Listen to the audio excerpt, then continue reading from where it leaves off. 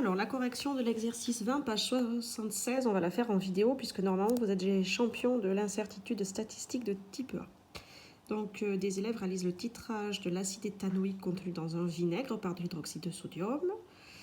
Les volumes équivalents sont recensés dans ce tableau.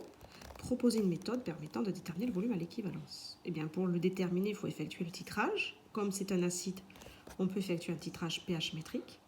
On trace la courbe pH en fonction du volume dessous de versé.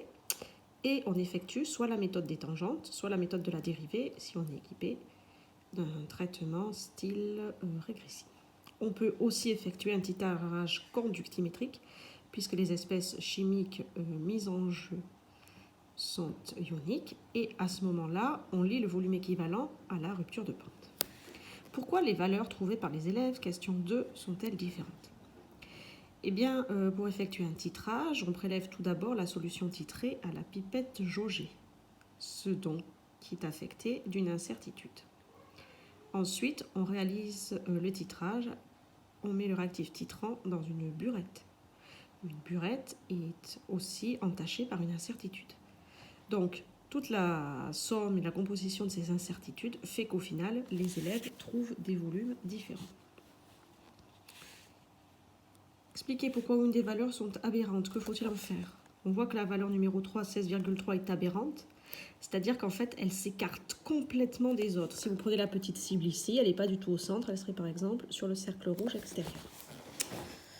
Donc, qu'est-ce qu'on fait? On la sort de la série statistique. Ce qui fait qu'on se retrouve avec une série statistique, attention, qui n'a plus 16 valeurs, pardon, mais 15 puisqu'on enlève la numéro 3.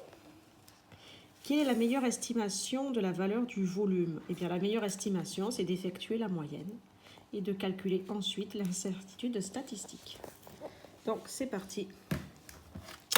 Je vous rappelle comment on fait. Donc, sur celle-ci, on va dans Stat, Modifier. Donc, je vais la rentrer pour ma part en liste 5.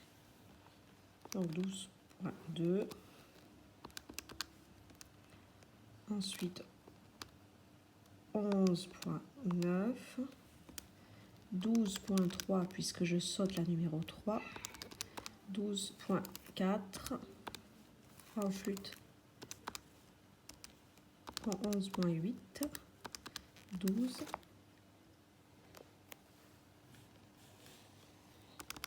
11.2.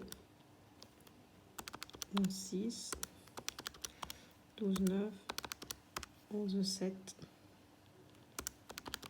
12.1, 11.5, 12.8, 11.9 et enfin 12. Tac. Donc j'ai bien 15 mesures, puisque là je suis à la ligne 15.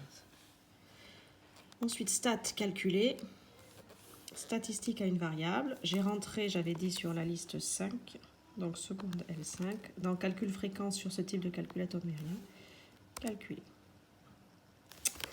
Alors, du coup, là, on commence à réfléchir. Donc, la moyenne VE, c'est 12,02. Ensuite, l'écart type expérimental, c'est S de X, donc S de VE, puisque nous, on ne travaille pas avec X, mais un volume équivalent. C'est 0, 45, 85, etc. Ensuite, pour avoir l'incertitude, je vous rappelle U du volume E. C'est le coefficient de Student à 95 fois l'incertitude divisé par racine de n nombre de mesures. Et je vous rappelle aussi que dans le programme, ils ont enlevé le mot incertitude élargie. Donc normalement, il faut enlever ça. Du coup, on se retrouve avec 0,4585 sur racine de 15.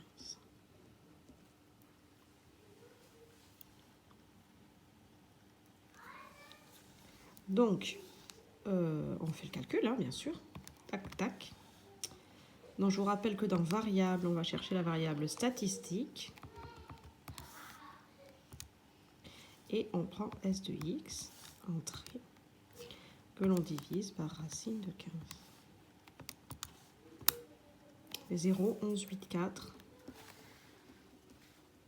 Et alors là, vous devez réfléchir qu'une incertitude se donne avec un chiffre, parfois deux. Sauf que là, on réfléchit. Une burette, c'est précis au dixième. Donc ça serait ridicule de donner deux chiffres. Ça ne rimerait à rien puisqu'on ne pourrait pas le mesurer. Donc du coup, une incertitude se donne avec un chiffre et on la majore. Donc vous présentez que VE égale plus ou moins 0,2 millilitres.